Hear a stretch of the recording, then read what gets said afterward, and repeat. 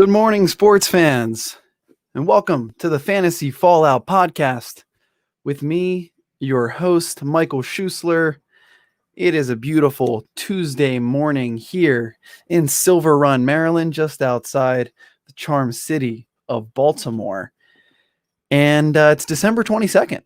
It's the holiday season right around the corner. And it's coming. We got a great show for you today. We'll be recapping the Steelers' loss to those Cincinnati Bengals last night on national television. Well, that was a brutal game if you're a Steeler fan. We'll also be doing a little game called the Fantasy Shootout. We got some fantasy point props, and I'll be giving my 3 wishes and holiday hopes for the Christmas season. I'll also have a special guest joining me. I'll bring him in a moment. But first, thank you to our sponsor, Sports Trading Systems, who allow you to trade sports like everyone else trades stocks. Hopefully, any sports traders out there did not take the Pittsburgh Steelers money line or pretty much any bet involving the Steelers last night, as they got smoked in the first half by Ryan Finley and those Cincinnati Bengals. Classic Steelers, unprepared, not being prepared for a lesser opponent, going out there and getting punched in the mouth and not being able to quite overcome that. You got Juju dancing on center field, only to get knocked out, helmet to the face mask with a fumble right on midfield, right outside where he was doing his dance, 30 minutes prior. Poetic justice? Maybe. I like Juju, but you got to have more than 3 catches for 15 yards if you want to dance on the opponent's midfield logo. So, but like I said, I have a special guest. You guys know him. You've seen him. He's my younger brother, Zachariah Schussler. I'll bring him in here to discuss this Steelers Bengals matchup. Zach, how's it going, bro? Good, man. How you doing today? I'm doing well. I mean, it was a good game last night for me. I honestly needed some help from Juju as far as fantasy goes. I needed a Monday Night Miracle. I needed like 36 points from Juju. Clearly that didn't happen, but quite an embarrassing loss for those Pittsburgh Steelers, who have now lost 3 in a row. What did you think? Did you see the game last night? I did, and I thought that the week prior would be the wake-up call for the Pittsburgh Steelers. You lose 2 in a row after going 11-0, especially, you kind of get smacked in the mouth by Washington, and then the Bills kind of dominate the whole game. I would think Mike Tomlin, being a good coach, would have his team ready. Clearly, that wasn't the case. And on the topic of Juju, being, a college football player, I have teammates that make TikToks and stuff like that. Having fun in the locker room. People are always worried about their swag. It's the new age of football, right? But the TikTok on somebody else's logo, who does that, man? That's such a douchey move. And it's like, why are you going to give other grown men fuel for a game where they are allowed to hit you as hard as they can? I just don't get why you would want to give them the extra fuel. I understand he said he did it because people were trying to tell him not be his creative self or whatever, and he was doing well, I'm going to do me no matter what. Well, you got popped in the mouth, and you're the laughing stock for the entire country on Monday Night Football, so maybe you should rethink it next time, Juju. Yeah, that's a great way to put it. And I mean, he's young, he's 24. So, but honestly, that seems a little young to even, or it seems a little old to be doing TikToks. I'm way too old for TikTok, but I feel like 24 at that age is like, you're still out there TikToking and then getting rocked at midfield, like I mentioned, right where he was doing his TikToks. The TikTok dances haven't really been working out for him. I mean, I guess he's had some serviceable fantasy performances recently, but his team is 0-3. He's not really doing a whole lot to help his team out, to help Big Ben out. But yeah, I don't know. I mean, that's something that I'll never understand. I get it, him being wanting to be a creative self, but is a TikTok dance even that creative anymore? I mean, who I guess it's not fair for me to say, but No, it did not work out. this is no. Flat no. But yesterday on the What's on Sports podcast, John Todora, the host, also known as the sports trader, he's a big Pittsburgh Steeler fan. He was talking, and he did a game called "Who Would You Rather Play?" And he brought up the Ravens or the Raiders. Who would you rather play in the postseason? I think we can kind of take the Raiders completely out of this. I'd rather play the Steelers than the Ravens if I'm any team in the NFL, because the Steelers, I mean, let's be honest. I said when they were 11-0 that they were the worst 11-0 team that I had ever seen. When they were 8-0, I was like, this team is, they're 8-0, but they don't even look that good. They're not beating any really good opponents except for the Ravens, who, to be fair, they did beat twice, although one of those they should have won. Honestly, the Ravens should have won both of those matches. The first time they had over almost 300 yards on the ground and destroyed in time of possession. The second time we were without Lamar Jackson, J.K. Dobbins, Mark Ingram, Mark Andrews, and most of our offense. So the real question is, would you rather play the Steelers or the Ravens? And I got to think I'd rather play the Steelers than just about any. I'd rather play the Steelers than the Bills. I'd probably rather play the Steelers than the Browns, honestly. I mean, the Steelers are one of the least frightening teams in the AFC playoff run to me right now. I mean, they are absolutely abysmal. Well, let's cool the brakes on the Steelers a little bit. Yes, they looked horrible. But the thing was, Ben was a little careless with the football. That fumbled snap, oh my gosh. Yeah. What even happened? The lineman's like hitting it across. That was terrible. Ben throwing the ball. I mean, the linebacker dropped, I think, 2 picks. Josh Bynes actually had a good game. But Ben was throwing the ball right to Bengals players, and you look at that, and, Ryan Finley took care of the ball. Ryan Finley made more sound decisions than Ben Roethlisberger did. And I just don't know if you can count on that in the playoffs with all of Ben's experience. If Ben takes care of the ball, their defense is so good that 21 points could win the Steelers the game, even in the playoffs. So I think it really is about turnovers. You saw last night, since he's +3 in the turnovers, they end up by 10 points. They had 17 points off of turnovers. There's the game. Yeah, that's a fair point. You bring up Ryan Finley. I mean, he did take care of the ball. He didn't have any turnovers, but he only threw the ball 13 times. And I guess if you have Ryan Finley, you're trying to protect him. You're not really trying to make him throw the ball nearly as much. But they had, they had over 40 rushing attempts as a team, the Bengals did. And, 2 players with a rushing touchdown. Ryan Finley was one of them. And the Steelers, though, they had, I think less than 25 total rushes. Big Ben threw the ball 38 times for only 170 yards. But see, that's what I mean when I'm not scared of Big Ben right now. Even if he's making good decisions, he's only throwing the ball 5 yards down the field, maybe 10 at the absolute most to Deontay Johnson or Chase Claypool. But everything else he's doing is right in front of him, little dunk and dip passes that do not frighten me, as a defense. So I think he's really going to need to start moving the ball down the field. Maybe they get James Conner back and can start running the ball more. But only 86 total rushing yards for the Steelers. That's just not going to get it done, especially when your quarterback's, throwing the ball 38 times for less than 200 yards. Yeah. But anyway, we'll move on. Our next little game is something called the Fantasy Shootout. Now, what this is Zach and I are going to build a miniature team for week 16 of the NFL, the fantasy championship. It's going to consist of 1 quarterback, 2 running backs, 2 wide receivers, and 1 tight end. And what we're going to do is we're going to pick our players here and compare them next week. So this is a straight up full point PPR standard format.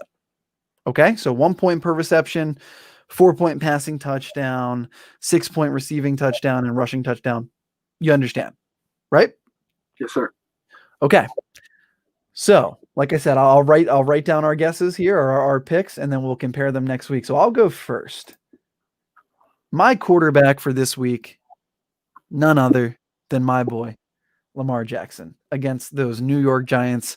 This is a must-win game for the Ravens. Lamar has been on fire with his legs recently. Just like he does, like he should have been doing all year. It's what won him the MVP last year. It's what made him, a top 3 fantasy pick, in or top 3 round fantasy pick in standard leagues, a top 2 pick in 2 quarterback leagues. This is what he does, and he's starting to finally get back to it. It's a must-win game for the Ravens, just like every game from here on out. Give me Lamar Jackson as my quarterback in our fantasy shootout. Who are you going with in your quarterback spot? Well, you took the greatest running quarterback that I've ever seen. I'll take the greatest throwing quarterback that I've ever seen, and that's Patrick Mahomes. Okay. A very soft matchup against Atlanta, who you saw Tom Brady throw some bombs on. Welcome back, Antonio Brown, by the way. I think it should actually be a good game, Chiefs versus Falcons, because the Falcons, they seem to have a way. Of course, they historically lose late every game pretty much. Yeah. But I think it'll be closer than people think, and I think it'll be pretty high scoring. So I got Patty. Great pick, especially because if that is a close game, like you bring up, the Falcons are able to to bring a lead into the second half or even the fourth quarter, and they're able to be competitive throughout the whole game. So if Patrick Mahomes is constantly having to produce on offense, we know he will. That's a great pick. So I got Lamar. You got Patrick Mahomes. My running back number 1, I got to go with Nick Chubb against the New York Jets. I mean, I know that the Jets are easier to throw against than run against, but this is Nick Chubb, dude. All he does is produce, score touchdowns, and get carries. And I think that the Browns, who are also in must-win mode, are going to go out and dominate this game on the ground with time of possession. I think it's going to be all Nick Chubb because the Jets are probably trying to lose now like they should have been doing. Obviously Adam Gase doesn't know what the hell he's doing, but Nick Chubb didn't even have a great performance last week against the Giants. He just had 15 for 50 yards, but he did have a touchdown. I'm thinking he gets over 100 yards and at least one score here. Give me Nick Chubb as my RB1. Who you got? I'm going with Aaron Jones, running back for the Green Bay Packers, going up against Tennessee Titans on Sunday Night Football. Now, if you've been paying attention to Aaron Jones, you've probably heard about the Aaron Jones-Jamal Williams time split that Aaron Jones fantasy manager has been complaining about all year. Over the past 2 weeks, really haven't seen that. Aaron Jones is topping 18 carries or 18 touches in the past 2 weeks, 22 plus fantasy points in half-point PPR over the past 2 weeks. They're really starting to feed him as we get closer to the playoffs. I don't know if they're ramping him up for the workload he might be taking on in these playoff matchups.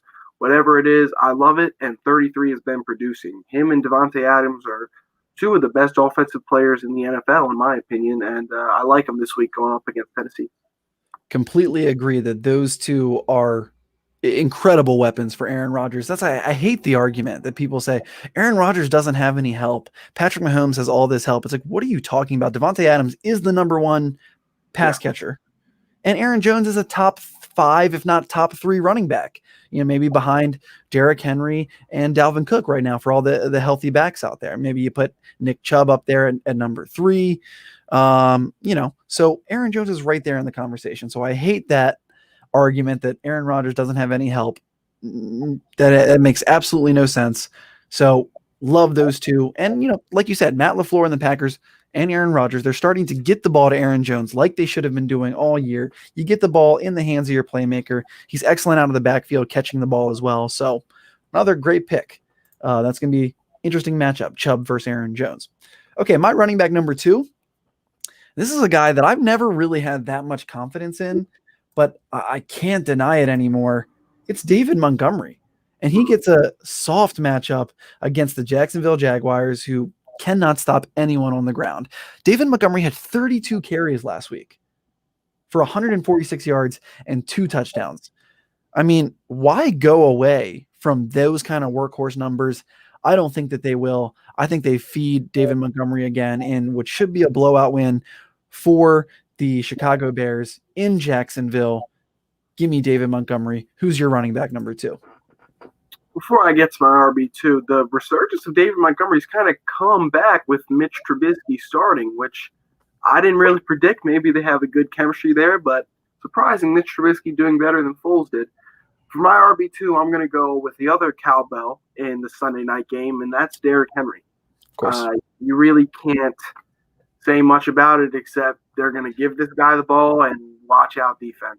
Because, even if you stop him to 2 yards a carry for the first 15 carries, he's going to get 15 more, and it's going to be hard to stop him. And just one of these times, when he breaks through that first level, the safeties and cornerbacks, man, their eyes light up, and we've seen it all year. Highlight runs from Derrick Henry.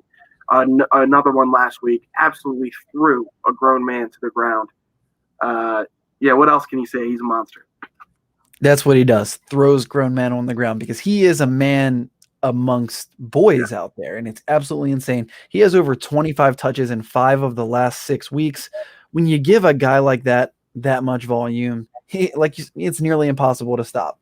And the Packers have been, pretty generous toward opposing backfields. So that's a tough pick. I mean, we are allowed to take just about whoever we want in this game. So good pick for you.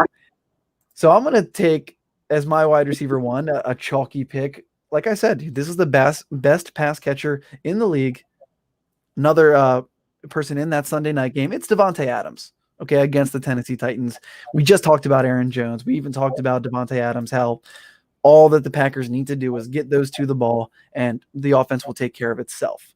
So give me Devontae Adams as the number 1 scoring wide receiver this week against the Titans on Sunday night. Who you got? I got DeAndre Hopkins against San Francisco. Now, they are in another primetime matchup. That's the 4:30 game on Saturday. And DeAndre Hopkins shows up in primetime. He shows up all the time, but specifically in primetime, something about the big lights makes him show up. And San Francisco defense is still depleted by injury. Their offense has sort of become the better part of this team, which, last year in the Super Bowl run, they were very defense heavy. This year, they're relying a little bit more on Nate Mullins, who's been pretty serviceable. So I think this could be a more high-scoring game than we expected from San Francisco at the beginning of the season, and I expect D-Hop to keep going on. Yep, that's back-to-back games with 9 catches and 11 targets for Hopkins. He's coming off of his season high in yards at 169, which is the highest that he's had since week 1, where he had 151. There's not much else you can say. He's DeAndre Hopkins. Get him the ball, like Kyler Murray said. I know Hop's down there somewhere. Throws it up to him. That's all he's really got to do. Nick Mullins, by the way, he has been impressive. He's just kind of surprising. Now, is it just me? Or does Nick Mullins look like he got stung by a bee everywhere on his face? Is that doesn't he? Fatty cheeks. I don't know. I don't know what it is. It's just, but yeah.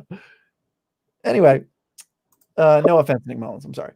So I'll move on to my wide receiver number 2. Now this guy has the best matchup in the league. He was someone who I talked about last week for DraftKings, and he did come through. It's Robert Woods of the Los Angeles Rams, facing the worst passing defense, historically bad Seattle Seahawks.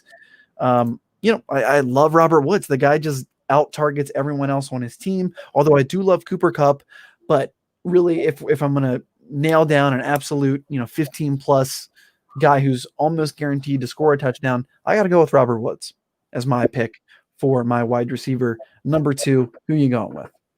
I have the same guy, Bobby Trees, and one reason I really like him specifically against Seattle is a big problem for Seattle this year has been communication on defense. A lot of broken coverages, and Robert Woods is top 5 in the league in crosser routes, where he is going to come sit in between the linebackers and the safeties and make them choose. And Jared Goff coming off of maybe his worst performance of his career against the Jets. I think they're going to be looking to bounce back. I do think they might be looking to pound the rock a little bit, kind of get back into a dominant type of little offense, but still with enough volume for Robert Woods to have a really good game against Seattle. All right, so we're on the same page there. We both have Robert Woods, so that'll kind of cancel it out. If you want to pivot to Cooper Kupp, I'll let you do that right now. He's a safety valve. Robert Woods is the main guy. All right, I'm sticking with Robert Woods too, so we'll cancel out on that one. All right, so our final pick here is our tight end. No surprise here. I'm going chalk. I'm going the best tight end of all time. Yeah, I'm bringing out that hyperbole because it's just true. You know who it is. It's Travis Kelce. Who you going with? Oh, that's it. It's just Kelsey, and that's all you need to say, which is true. I mean, he's that good. You want me to go in? I mean, I can go into why, but do I need to? I know the touchdowns. I know the targets. I know the yards. Just everything. Exactly. He's got, here's just an interesting stat. He has 8 catches, exactly 8, in the last 5 games. Okay. So, like I said, I mean, there's nothing else to say. He's got double-digit targets in 6 out of the last 7. Like I said, 8 catches in the last 5 games, over 100 yards in 3 of them, and he scored in 4 out of 5. So I think the Kelce train just keeps on rolling. There's not a more lock of a tight end pick than Travis Kelce, unless we go with someone who I imagine you're about to go with. Hit me. My guy, I've been talking about him for the past 2 years, Darren Waller. Okay. And I was surprised, when Derek Carr went down, of course, brutally cost me the fantasy semifinals. Really hurts. Should have went with Stafford. That one will hold me for a while. But Marcus Mariota came in and found Darren Waller all night. And Waller still made the same plays we would expect him to make with Derek Carr in the game. I think he's kind of proving that it doesn't matter who's back there. If you can get the ball to 83, he can make stuff happen because you just don't really see that speed and size combination at the tight end position. I like Darren Waller, basically just hoping he keeps pace with Kelce. That's all you can hope. That's a great pick, and that's really the only other guy that you can do to sort of counteract someone who's playing Travis Kelce, because Kelce is a solid 20 to 25 points per contest. But then you got Darren Waller, who in 2 of the last 3 weeks, he had 30 fantasy points last week and 45 week 13 against the Jets. So Waller is certainly more of a boom option. And, it's totally possible that he does outproduce Kelce because he is their entire offense. As much as I want it to be Josh Jacobs, it's just not. Like, it's Darren Waller. They live and breathe through Darren Waller. Why go away from him? Especially if you're Marcus Mariota, you need that kind of safety valve. Why throw it to anyone else? All right, fair enough. Those are our teams. I'll go through them again. It's Lamar Jackson, Nick Chubb, David Montgomery, Devontae Adams, Robert Woods, Travis Kelce. For me, Zach, run through yours one more time for us. We've got Patrick Mahomes, Aaron Jones, Derrick Henry, DeAndre Hopkins, Robert Woods, and Darren Waller. That is our fantasy shootout. Join us next week and we'll recap, see how we do. Good luck with that. You too. We have a comment here. Let's see. Someone's asking, pick a flex, full point PPR, Chris Godwin, Wayne Gallman, Kenyon Drake, T.Y., Kittle, or Joe Mixon. I can't go with Kittle or Mixon because I don't know if either of them are going to play. In fact, Mixon should just be shut down if he hasn't been. I don't know why they're even trying to drag his fragile ass out there. Kittle, I feel like they're going to shut him down too. I mean, I know he's questionable and he's trying to come back for practice, but let's take those two out of it. I think you got to go with Chris Godwin here, strictly because he hasn't been getting as much love from Tom Brady recently as he should be. Okay. And they play Detroit, who is 29th. They're ranked 29th against the pass. We know Tom Brady's history and record in December. I got to go with Chris Godwin. He has been getting, not as many targets as you'd like to see, only 5 last week, 3 the week before. But we just had an Antonio Brown week. I think this shifts. I think we get a Chris Godwin week here. We haven't had a real Chris Godwin breakout since week 12 against Kansas City. I do like Wayne Gallman this week as well. So it is a full point PPR. For that reason, I got to go with Chris Godwin. Want to take a stab on that? Personally, I don't like Gallman this week because I saw how the Ravens bottled up James Robinson last week. If it wasn't for that amazing over-the-shoulder catch for a touchdown, this fantasy week looks pretty bad. So by rule of elimination, yeah, Mixon's out, Kittle out. Kenny Drake, Chase Edmonds kind of took over last week. Yep. Scared me a little bit there. I think the only real viable options are Chris Godwin and T.Y. Hilton. And I don't really trust Phillip Rivers. I trust Tom Brady more. So by default, I go with Chris Godwin. There you have it. Chris Godwin out there for you, bud. All right. Our next topic that we're gonna go with is called fantasy point props. So Zach, what I'm gonna do is I'm gonna list. We'll do 6 fantasy point props where I'm gonna list the projected points for these 6 players, and then I'm gonna tell you if I think they're gonna go over or under those fantasy points. Does that sound good? Yes, sir. Gotcha. All right. Our first player here, J.K. Dobbins, running back for the Baltimore Ravens. This is a full point PPR. All of these will be full point. He's projected 12.9 points against the New York Jets. I think that's just I think that's way, way, way too low, as he's had over that mark in all 4 of his last games where he's really started to get the ball and be the number 1 running back for the Ravens. Mark Ingram was a healthy scratch last week. I love J.K. Dobbins. This is another must-win game for the Ravens, like we've said. I think he goes well over 12.9 and scores another touchdown, which he's done in 4 straight games. Give me the sledgehammer, well over 12.9 fantasy points for J.K. Dobbins. Are you going to follow me or fade me here with my over? I'm going to follow you. Following that Mark Ingram healthy scratch last week, which really confused me. You're paying him good money. Why not have him just in case? He could do, a few third down snaps for pure experience. Don't really like that move by Harbaugh anyway, but JK's electrifying, man. You give him the ball. You expect him to get 5 yards. He stopped. He keeps moving his feet. He ends up for 11-yard first down. For fantasy purposes, he's good catching the ball. He's good at the goal line. He's good from the 25 to the other 25. I like him over. He's just a great player. Totally. Been saying it all year. Just give him the ball. It's really not that hard. And I don't even mind Mark Ingram being a healthy scratch. I know you said verbatim, $9 million is a lot for a cheerleader, and you're not wrong. But Mark Ingram doesn't need any more experience. He's got that experience.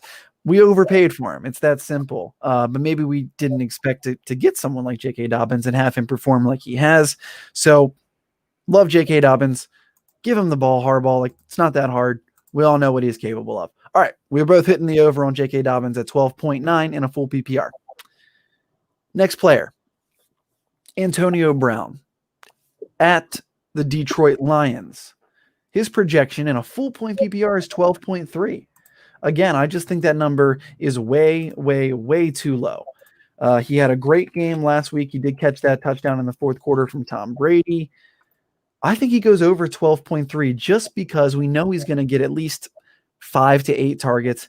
He's had 5 catches in back-to-back weeks. Detroit's soft, and Tampa Bay needs another win. We've already talked about how good Tom Brady is. I think there's room for Godwin, Mike Evans, and Antonio Brown this week. Give me the over on a measly 12.3 for Antonio Brown in a full point PPR. Fade or follow, Zach? I'm going to have to fade this one, not because I don't like the Bucs matchup or because I don't like Antonio Brown. I just think there's too many mouths to feed. And Antonio Brown kind of got more looks than Chris Godwin did last week. So maybe they try to get Chris Godwin in more. I don't think Mike Evans had a touchdown yesterday, did he? Did not. So, yeah, maybe they look to him more in the goal line. Also, they were trying to get the ball to Gronk. Gronk was able to draw 2 pretty good pass interference penalties down in the red zone. Maybe they get him a touchdown. I think Antonio Brown has the possibility to play well, but I think Tom's going to spread it out too much, and they'll rely on Rojo and Leonard Fournette to run the ball as well because the Lions suck against the run. So I see him having under 12.6. All right, so Zach is fading me here. He's going under 12.3 for Antonio Brown. This is a full point PPR. Brave, but got to take those shots. All right, next one.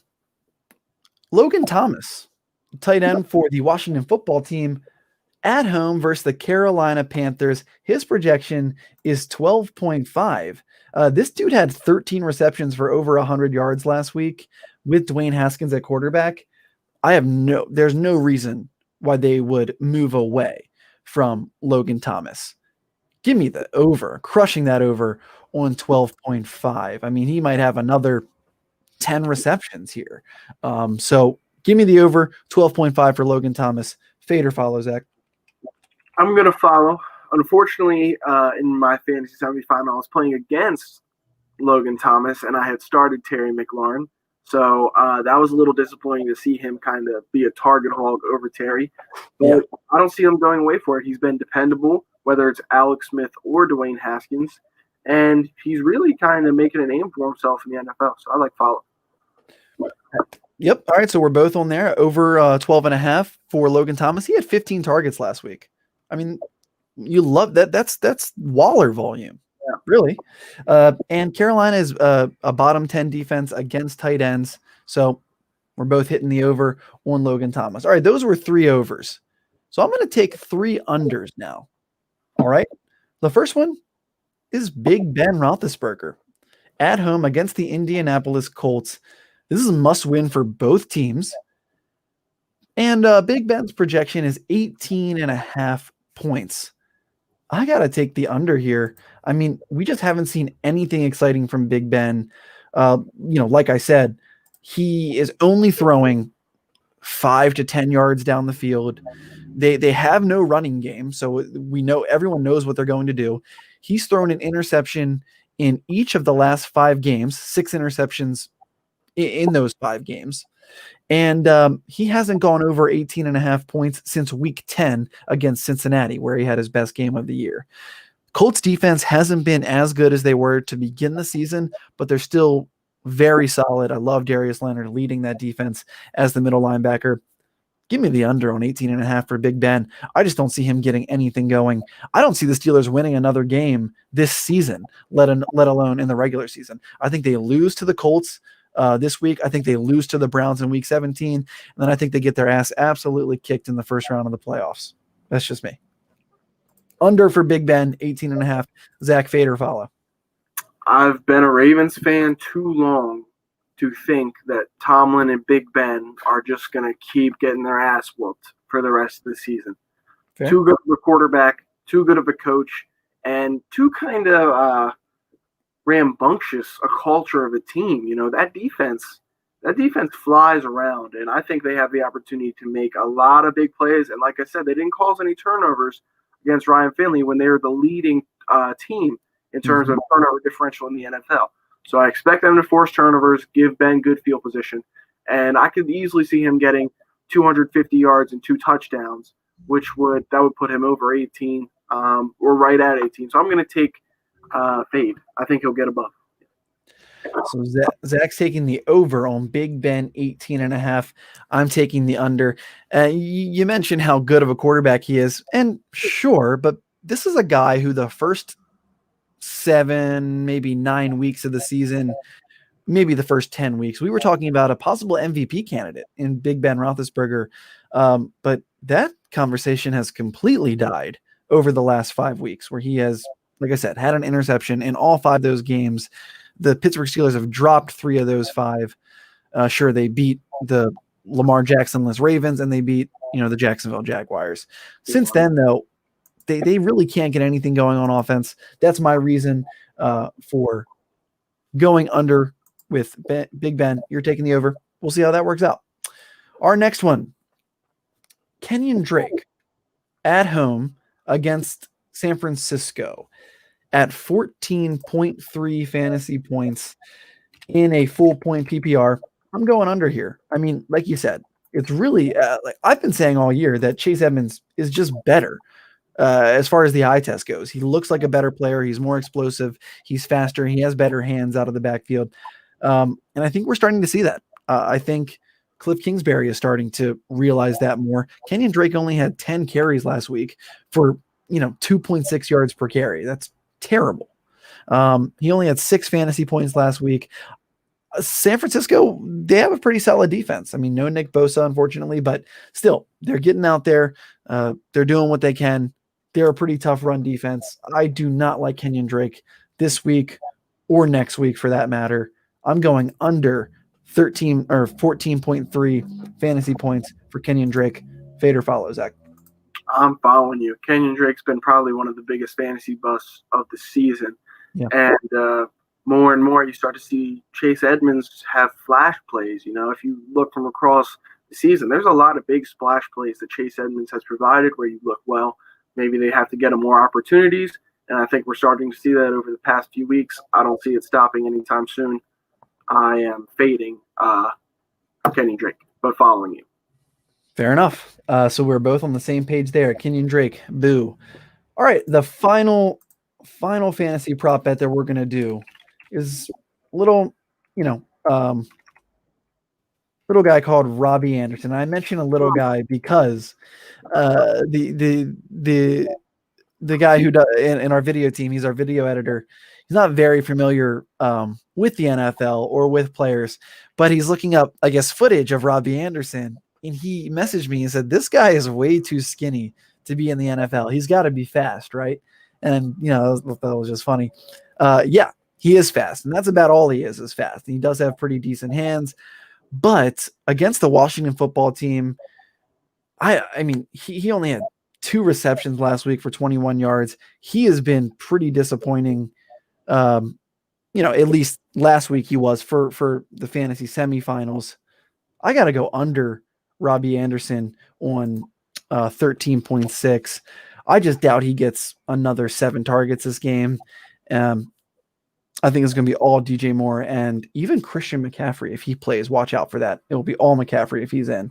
I'm going under Robbie Anderson, 13.5. Zach, fade or follow? Yeah, Robbie Anderson's a guy who started off the year really hot, and people were talking about, wow, he's kind of taken DJ Moore's spot. Where if you look at, since week 6, really DJ Moore has stood out as the wide receiver threat down in Carolina. So I don't see that slowing down. And I know Teddy Bridgewater does like Robbie Anderson, obviously. If McCaffrey's back, I think that actually bodes well for Robbie Anderson. Maybe they focus more on CMC, open it up a little bit for him. But Panthers haven't been a great team. Anderson hasn't really flashed lately. I'm following you, taking the under on Robbie Anderson. All right, so 4 out of 6, you're following me. The 2 fades, we'll see how that works out. Zach, thank you so much for joining me. We are near the end of the show. We just have one more segment here, but before we get to that, I just want to thank our sponsor again, Sports Trading Systems. Trade sports or trades like other people trade stocks. So thanks again to Sports Trading Systems. Now, Zach, it is the holiday season. All right, Santa Claus is in his workshop. The elves they're working hard. They're working overtime. It's been a tough 2020, for everyone, elves included, Mrs. Claus included. So I think we need some positivity here as we get into the holiday season. I got 3 wishes and holiday hopes, things that I want to see come true. So Santa, do your best to make these dreams come true. I'll go first with my first wish.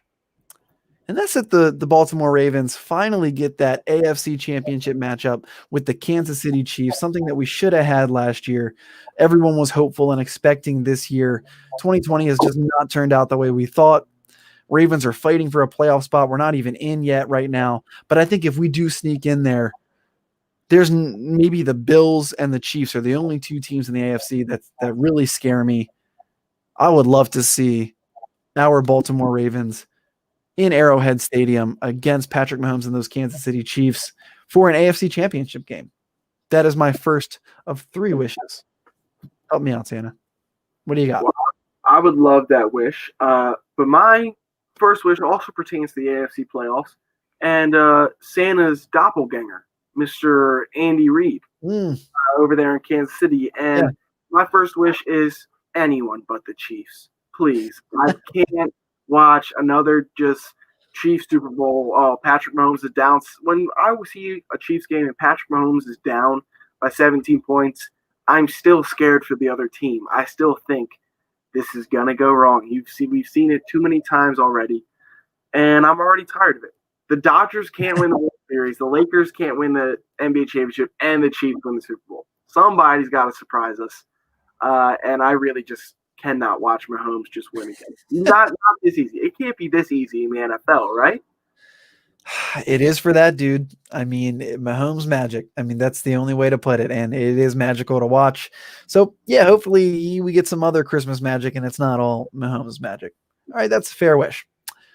My second wish is that the Washington Wizards actually make the playoffs. Get at least the 8th seed in the Eastern Conference this year in the NBA. That starts off tonight, by the way, with the Warriors and the Nets and the Clippers and the Lakers. So 2 excellent matchups for the NBA. Great way to kick that season off. But yeah, my wish is that the Wizards are relevant. That John Wall, Russell Westbrook trade, really should be in the Wizards' favor. I would love to see Westbrook and Bradley Beal work together, make the playoffs, and let's just have an exciting Washington Wizards team, something that we haven't seen in a couple years. That's my second wish. Good luck with that. Don't see that working out. Russell Westbrook's kind of dangerous. He's like gunpowder, man. It's going well, and then eventually it blows up. My second wish is that the Ball brothers ball, man. I've had Big Baller Brand shirts from 4 years ago when I was watching that on YouTube. And now finally coming to fruition that they were all on a roster. Unfortunately, LiAngelo got waived last week. But if Melo and Lonzo can at least play well, maybe just Melo. Lonzo is kind of a bust. If I can just get one great Ball brother, then it'll be worth buying their merch. So it better be worth it because I don't know what you spent, some ridiculous number, or that you probably had mom and dad buy, a $70 plain black T-shirt.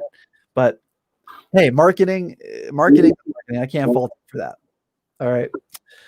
My third and final wish has to do with my favorite player in the NBA, and that's Steph Curry. I just hope that he regains his image as the best scorer or the best shooter in the NBA. We all know that he's capable of that. He was injured for a lot of last year. There's no Klay Thompson, unfortunately, for the Warriors this year. But my boy Steph Curry, I mean, he only unanimous NBA MVP. I would love to see him do it again. I do think Luka probably edges him in the MVP votes, but still, I think the Warriors can be a top 3 seed in the West. I think everyone's counting them out without Klay, but Kelly Oubre, James Wiseman, Steph Curry. Let me get some more Curry magic. I love to see him doing what he does. That's my third wish, is that Curry and the Warriors get back to the top of the Western Conference. What's your third and final wish and holiday hope, Zach? My third and final wish is kind of contingent on the Ravens not winning the Super Bowl, which I wish that they would, but I don't think they will. And it's that they draft a real wide receiver. This past year was the greatest wide receiver draft in history, and the Ravens missed out. I mean, we got James Prochet and Devin Duvernay, but they're special teams guys. They're nothing like the wide receivers we've seen go. Pippen Jr., Judy, CeeDee Lamb, all these guys. There's a lot of good wide receivers. Jamar Chase from LSU, Devonta Smith and Jalen Waddle from Alabama, Rondale Moore from Purdue, and then Kyle Pitts from Florida, the best tight end prospect in the past 20 years. He'd be perfect for the Ravens offense. So get us a great pass catcher. That's all I'm asking for. Maybe trade up for him. That's the glaring flaw of the Ravens is we don't have someone we can just throw it to, like when Kyler said D-Hop's down there somewhere, or when you see Rodgers just sling it to Devontae, he makes a crazy play. Ravens are really missing that, and I think we could pick it up in the draft. That's a great wish. I love that wish too. But even Mitchell Trubisky has Allen Robinson. Like, can we get that dude? Or I love Kenny Galladay, maybe, who I think will be a free agent. So, love either of those pieces. Ravens do need a big-bodied, physical receiver. I think that's what Lamar needs as well. So those are our 3 wishes. Zach, thank you so much for joining me I will see you on Christmas, hopefully. Everyone else out there, have a very Merry Christmas and happy holidays to you. And good luck with the fantasy championship. Zach, good luck with your fantasy shootout. I'll talk to you next week. Anything you want to say to sign off? Thanks for having me. Good luck to everybody on your bets in fantasy. Merry Christmas. Thanks a lot, bro. All right, everyone. Thanks for watching. You're all far too kind. Have a great holiday.